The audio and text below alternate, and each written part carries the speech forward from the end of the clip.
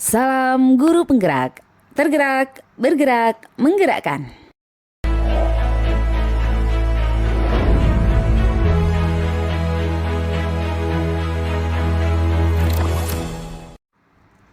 Halo Bapak Ibu guru hebat, perkenalkan kami kelompok 3 calon guru penggerak dari Kabupaten Badung, Provinsi Bali.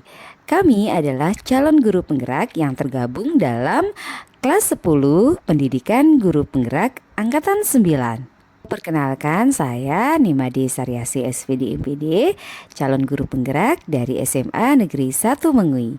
Kemudian perkenalkan teman saya Ide Bagus Made Satya Warmayuda SPD GR, calon guru penggerak berasal dari SMA Negeri 1 Mengui juga. Kemudian Bapak Putu Eka Dwi Payana SPD MPD, calon guru penggerak dari SMA Negeri 1 Kuta Selatan. Dan Ibu Nilo Putu Sudiasi SPD, calon guru penggerak dari SMA Negeri 1 Kuta. Dan salam hormat kami buat Bapak Ibu pendamping yang sudah membersamai kami dalam proses pendidikan guru penggerak Angkatan 9, yaitu Ibu Lohemi Kertiasih SPD MPD selaku fasilitator, beserta Bapak Ide Bagus Tantra SPD MPD GR dan Bapak Ikade Setiade SPD MPD selaku pengajar praktek. Di video kali ini kami akan membahas tugas 2.1.A.5 ruang kolaborasi modul 2.1. Kebetulan kelompok kami mendapatkan bagian untuk membahas situasi 5 bagian SMK. Berikut adalah beberapa foto kami saat kami melakukan kolaborasi kelompok. Adapun sebelum kami melakukan presentasi, kami memberikan tepuk semangat dulu agar peserta presentasi menjadi lebih bersemangat. Tepuk semangat itu adalah tepuk semangat. Semangat. Semangat. Setelah tepuk semangat, kami langsung membahas pada masalah situasi 5. Di mana di sini yang dibahas adalah tentang Pak Ceta. Berikut situasinya.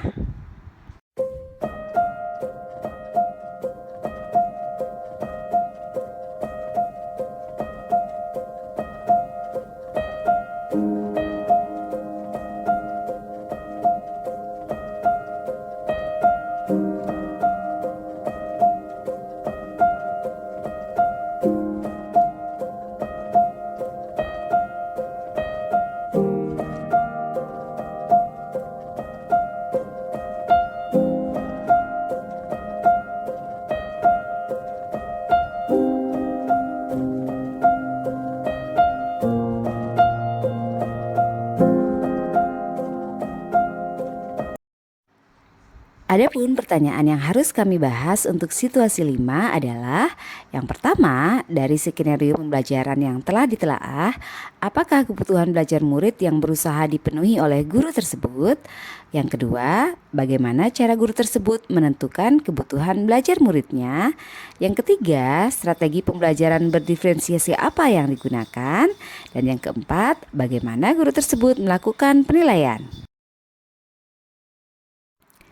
Kita mulai membahas pertanyaan pertama. Dari skenario pembelajaran yang telah ditelaah, apakah kebutuhan belajar murid yang berusaha dipenuhi oleh guru tersebut? Jadi ada 3 kebutuhan belajar murid yang berusaha dipenuhi oleh Pak Ceta pada situasi di atas, yaitu kesiapan murid atau readiness, kemudian minat murid, dan profil belajar murid.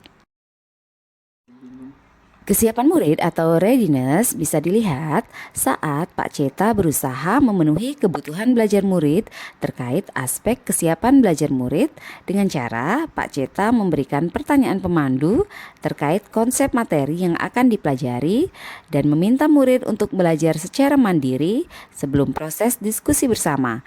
Dalam proses mandiri ini, Pak Ceta melakukan pemantauan lalu memberikan bantuan atau bimbingan kepada murid yang masih miskonsepsi terhadap materi. Kemudian yang kedua, minat murid. Minat murid bisa dilihat pada saat Pak Ceta mempertahankan atau menarik minat murid-muridnya dalam belajar dengan cara materi pembelajaran yang sesuai dengan kejuruan. Yang kedua, menggunakan media pembelajaran yang beragam seperti membuat sesi pembelajaran tatap maya dengan memanfaatkan aplikasi Google Meet, kemudian membuat sesi diskusi menggunakan WhatsApp Group dan menggunakan slide presentasi. Kemudian yang ketiga, mendesain pembelajaran yang membuat murid terlibat aktif dalam proses pembelajaran dengan menggunakan model discovery learning, belajar mandiri, dan diskusi kelompok. Kemudian yang ketiga, profil belajar murid bisa dilihat saat Pak Ceta memberikan tugas.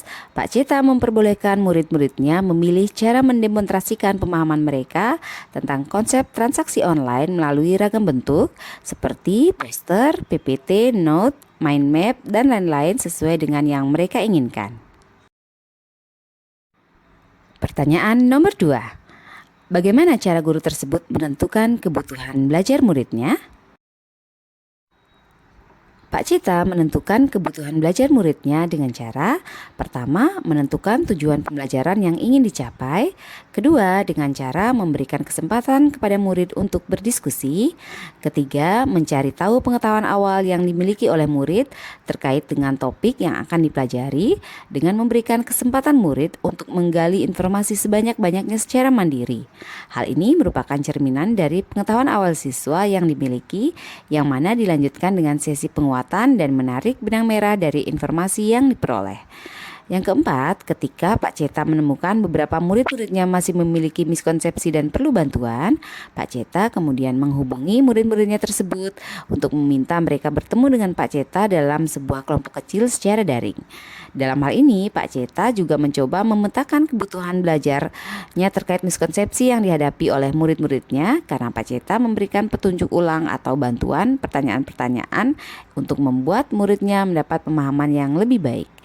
Yang kelima, Pak Ceta mengamati murid ketika mereka sedang menyelesaikan suatu tugas atau aktivitas dengan memantau proses pekerjaan mandiri murid melalui pertanyaan singkat di grup WA. Saat proses memantau ini, Pak Ceta melakukan asesmen informal. Kemudian yang keenam, ketika akhir pembelajaran, Pak Ceta memberikan rubrik penilaian agar para murid lebih dapat mengoptimalkan penggambaran pemahamannya mengenai topik transaksi online. Dengan melakukan hal tersebut, Pak Ceta dapat mengidentifikasi kebutuhan belajar siswa untuk materi selanjutnya apabila jika materi selanjutnya memiliki keterkaitan. Pertanyaan ketiga. Strategi pembelajaran berdiferensiasi apa yang digunakan? Adapun strategi berdiferensiasi yang digunakan oleh Pak Ceta dalam situasi tersebut adalah diferensiasi konten, proses, dan produk. Diferensiasi konten bisa dilihat saat yang pertama, Pak Ceta meminta murid untuk menggali informasi dari berbagai sumber. Yang kedua, Pak Ceta menjelaskan tahap pembelajaran yang akan dilakukan oleh murid-muridnya melalui slide presentasi yang informatif yang terdapat bagan timeline pengerjaan tugas, penjelasan, dan gambarannya.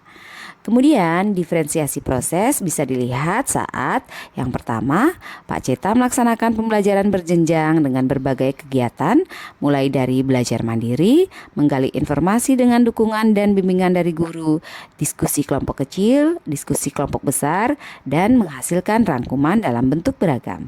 Yang kedua, saat proses pembelajaran, Pak Ceta menggunakan model discovery learning agar murid mampu menggali informasi atau pengetahuannya secara mandiri, baik berasal dari media cetak, gambar, maupun video.